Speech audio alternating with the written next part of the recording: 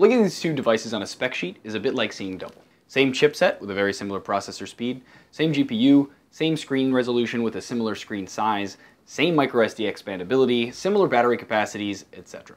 So one can understand why it's a big question as to which one of these two you should get. Thankfully though, as soon as you have them in your hand, differences start to show themselves. These two manufacturers have very different approaches to what they think a flagship phone should look like, feel like, and run like. Let's explore some of those differences in this HTC One M8 versus Samsung Galaxy S5 comparison.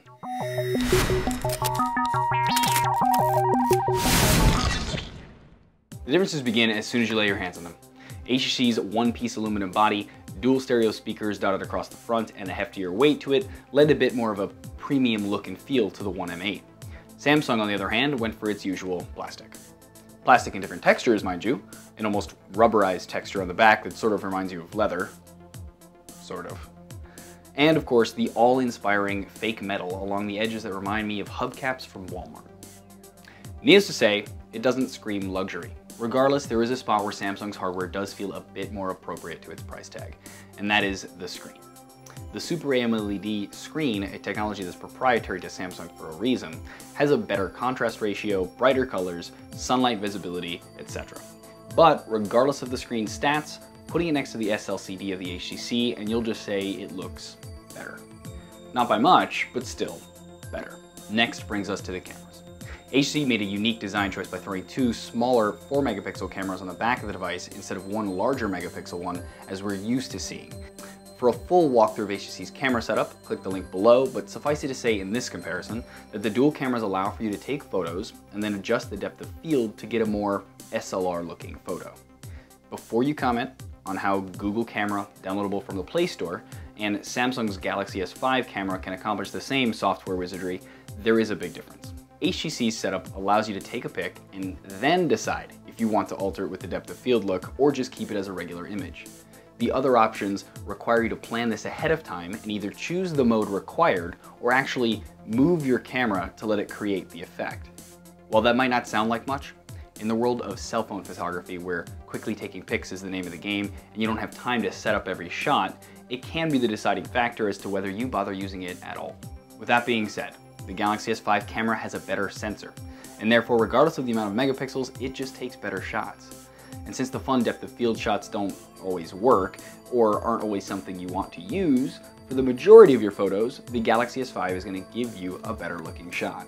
Now, while trying to show that photo to your friend, on the other hand, you may get a little frustrated.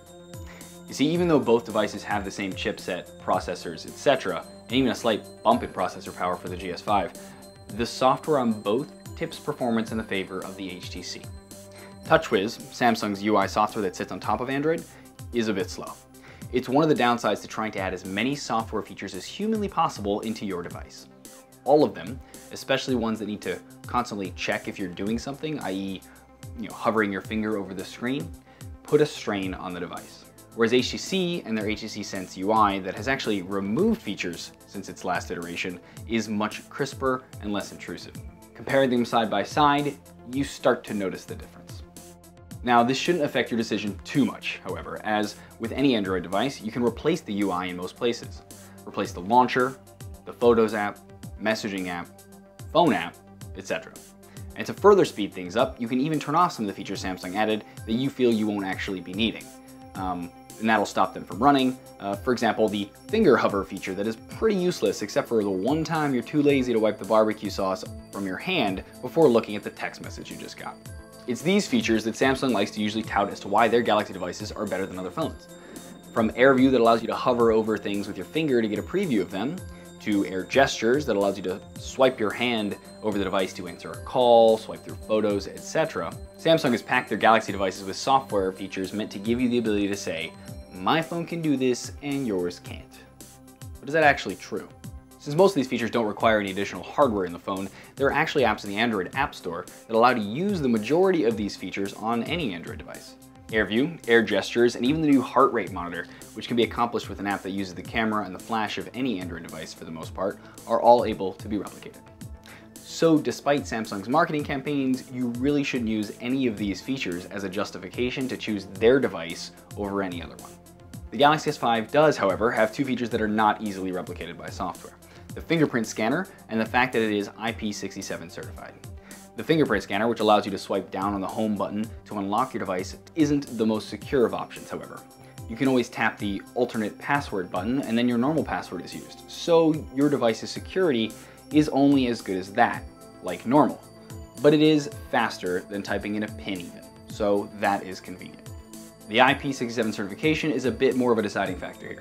The certification, for all intents and purposes, makes your phone water resistant. That means a quick drop in the toilet, or even purposely running it under a faucet to get some toothpaste off the screen, as Samsung shows in their own commercial, are no problem for it. Regardless though, that little extra peace of mind is actually a great feature, and actually changes the way you view your device. At the end of the day, Samsung has a nicer screen, slightly nicer camera, and the added benefit of the fingerprint scanner and the IP67 certification. The HTC, on the other hand, has a much more premium look and feel to it, hardware and software, and better sound quality thanks to those dual front-facing speakers. So to choose between the two of them is really going to come down to those specific features, and which are more important to you. To be kept up to date on other things that are happening on theunlocker.com, either head to the website or check us out on Twitter, Facebook, Google+, or subscribe here on the YouTube channel. And as always, thanks for watching.